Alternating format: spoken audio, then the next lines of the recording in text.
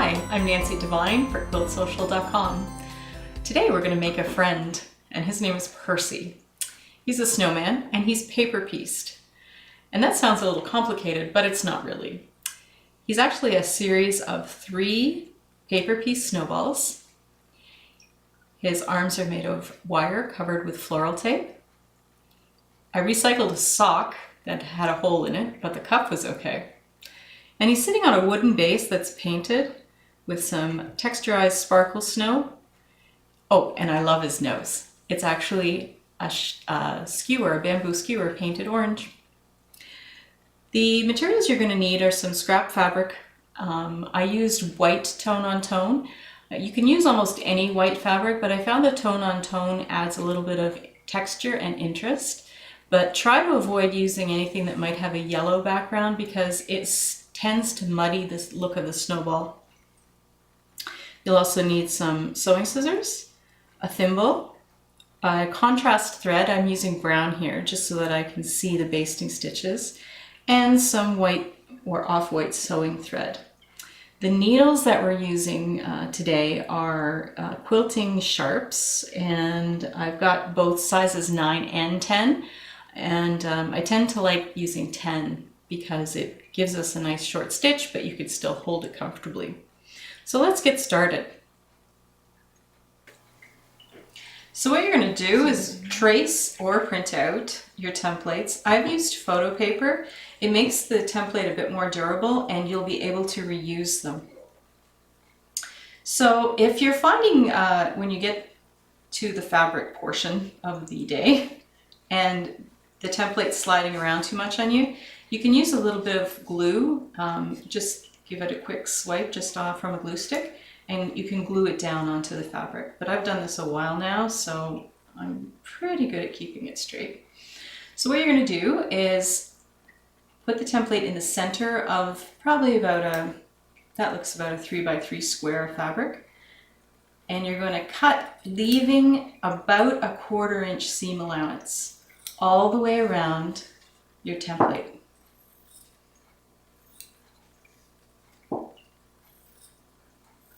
Now I say a 1/4 inch as a guideline. It doesn't necessarily have to be a rigorous 1/4 inch. I just want you to have enough fabric to fold over the template, which will be important when we come to join the pieces together. So there we have the fabric trimmed to the template shape.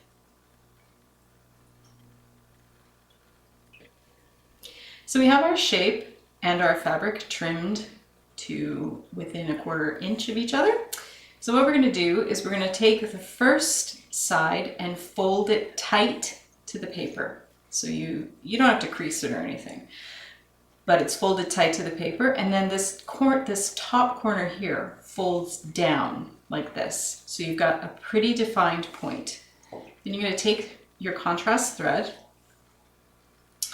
and you're going to secure that top corner just with a couple of stitches overhand. It's just basting, nothing fancy. Then you're going to turn your shape, keeping the fabric pressed against the paper. Then you're going to turn that corner down. And again, try and keep it as tight as you can to the paper because this will give you a nice defined edge as you go around your template. Again, another couple of overhand stitches.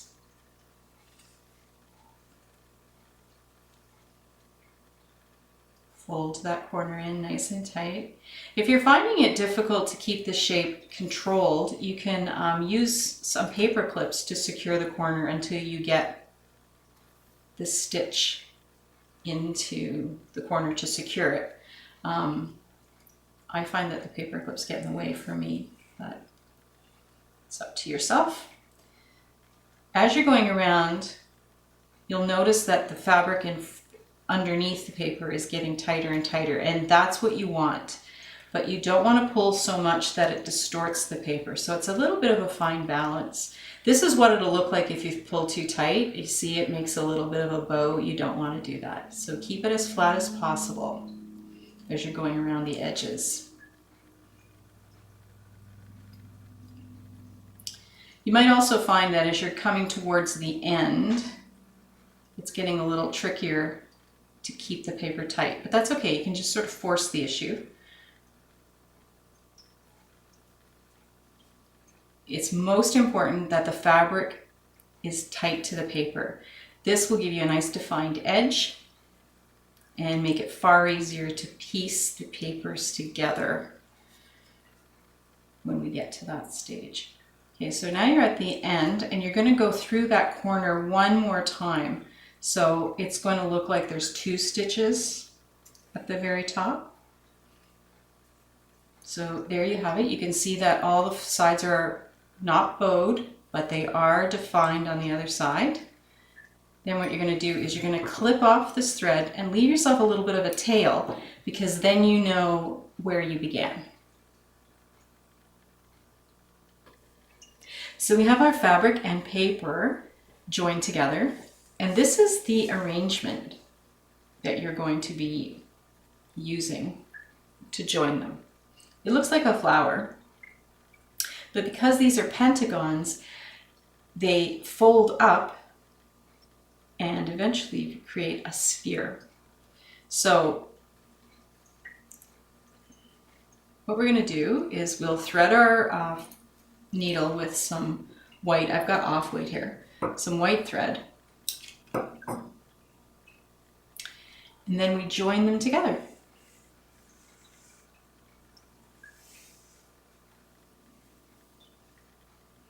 I use a double knot for this, just because when we're doing this and we're going to stuff it, there can't be any gaps at all, and it's got to be fairly strong. So we're going to take the center one. It doesn't matter after a while, you just pick one to be the center, and you butt them together like so. Then your needle comes into the corner of the first shape. And I try and bury the knot if I can. That didn't work so well here, but I do try and bury the knot. Then I'm going through the corner of the second shape into the seam, like so.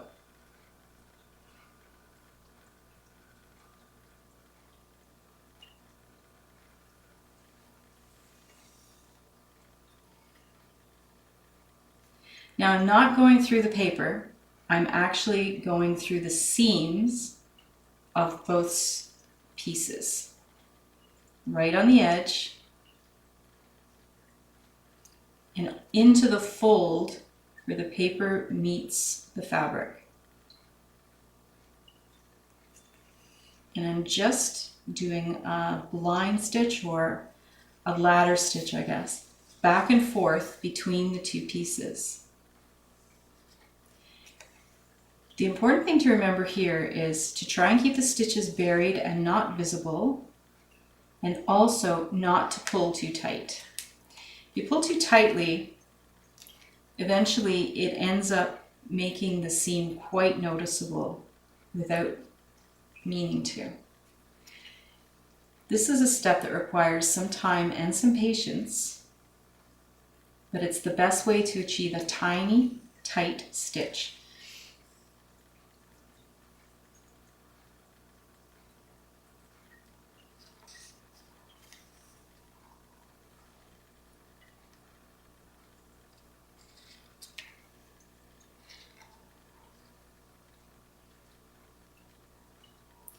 You might find as you're stitching it that the thread gets caught on the corners.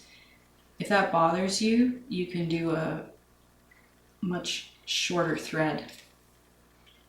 But it doesn't bother me, so I just use a standard length of thread as I'm doing this. I'm just weaving in and out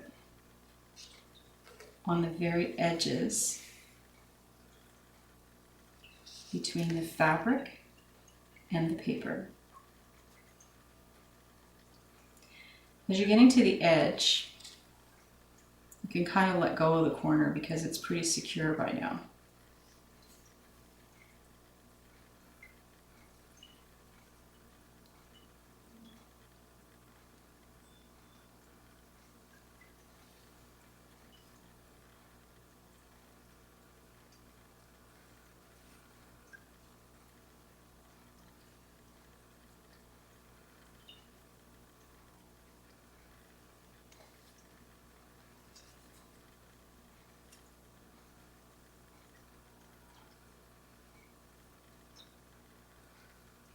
So you've gotten to the edge, and as you, in the same way that you started, you're going to come back in the corners,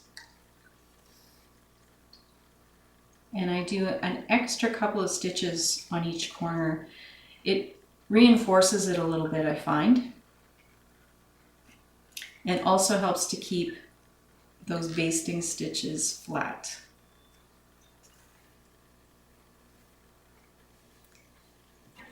And always use your mouth to hold your needle. It's not safe, but it's what we all do.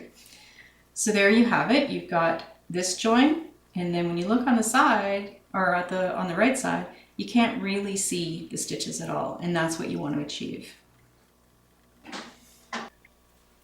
By the way, I should mention, while I'm putting these together, I've been using Gutermann's silk thread.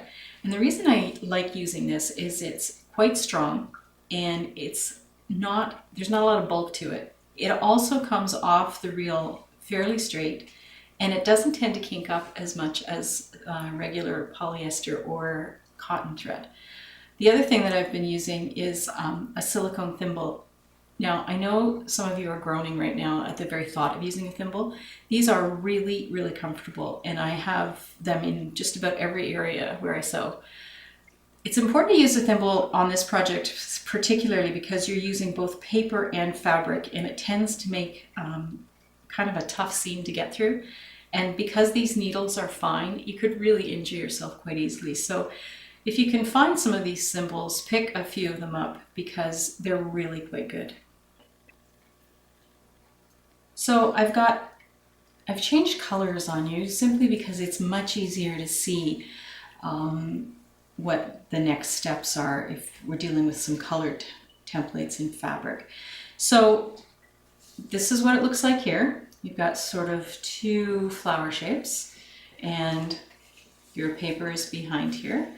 So what you're going to do is, with right sides together, you're going to join the edges of all the flowers in the same way that you joined the petals centrally to the middle. So we're going to fold it up. Now, I find it's much easier myself if I join the outside edges first. So using the same stitch, try and bury that knot. And you're going into the side of the petal.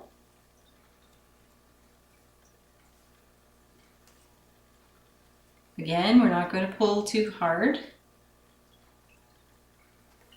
And you'll notice that I've put a thimble on for this step. I just find that as the ball starts to take on more texture, the tension in it gets a little stronger, and it's much easier for me to use a thimble as I'm sewing these shapes together. Again, we're not pulling too tight, just enough to keep them aligned. And we're going into the side between the fabric and the paper template.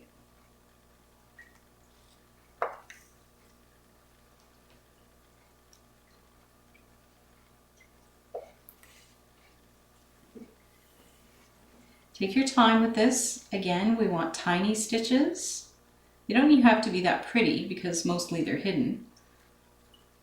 They can't be very large because we're going to be stuffing these balls, and you don't want stuffing leaking out of the little tiny holes. So we're just catching the side of one fabric and then the side of the other fabric. And really what you're doing is you're burying your stitches in the fold over the paper and fabric.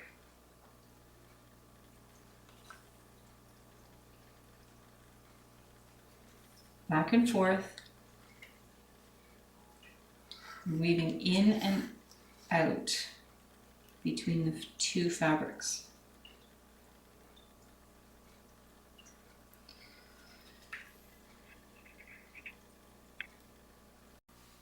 this is what we end up with. So you've got two sort of bowls almost, really. So you've done 6 templates in fabric on one half and 6 templates in fabric on the other. Now what we're going to do is join the two together to create the snowball. So this is a bit of a tricky thing, but not hard to do. It's just a case of joining up the seams. So if you can see, I'm going to fit them together just like this. So really what happens is you get a Y seam right here, and you're going to join these two halves together on the Y seam. Now this can sometimes create a lot of anxiety for people, but Y seams are not difficult.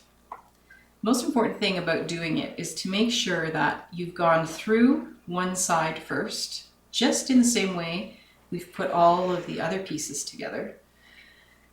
So we'll call that the peak of the Y seam. Then you're going to go into the valley of the opposite seam. In the same way, in the side, not at the front. And basically, this is what happens. If you've done it correctly, and let's hope I have, it'll fit together nicely. And there it is, fitting together really nicely. And so then, once again, we're going to go into just the sides of the seam. And you can see where the thimble is really handy, because not only is it protecting the top of your finger, it also helps guide the needle a little bit, which is kind of important. When you're doing this, if you can sit at a table and sort of balance the halves together, it's a lot easier.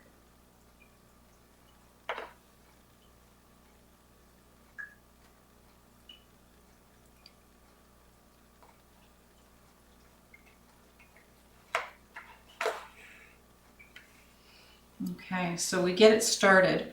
Now, in order to hold it, you kind of have to tuck your finger in behind one of the templates and hold it at sort of the next convenient Y seam. At this point, it doesn't have to be quite cupped because you don't have it all put together yet. So there you go. So it looks like this as you're sewing it together. And again, we just go back and forth between the two halves of the ball.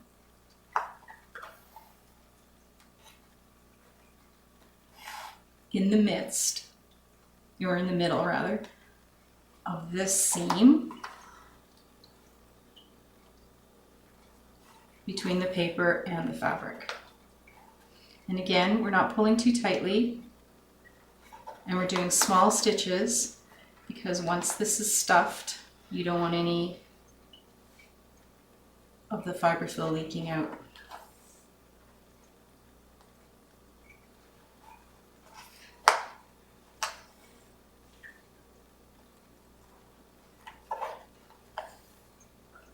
So you're going to continue sewing this all the way around, creating lovely, perfect Y seams. Then when you get to sort of this point where you've got one large pentagram on one side and two pentagons on the other side, you're going to leave that open because that's going to be the area that you're going to leave open for stuffing.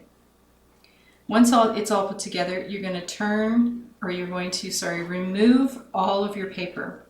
So you're going to clip your thread and take out the paper template. And you can set it aside, you can use it again. Then you're going to turn it right side out. I want to caution you to make sure that you've done a really good job in getting all of the sides together. Do not attempt to try and put this together with the paper out. It'll be really difficult. So I'm just going to set that one aside because I've got this one finished. So I've turned it, I've removed the paper templates, And it's really kind of ugly on the inside. But that's how it looks. And you're going to turn it right side out. Smooth it. Now even the seams that don't have paper in them anymore are still fairly well defined, so you'll be okay to sew it up, especially once it's stuffed. You're going to stuff this very firmly with fiberfill, and you're going to do that for each of the sides, and then you're going to sew them up. And then you just follow the rest of the instructions to create Percy.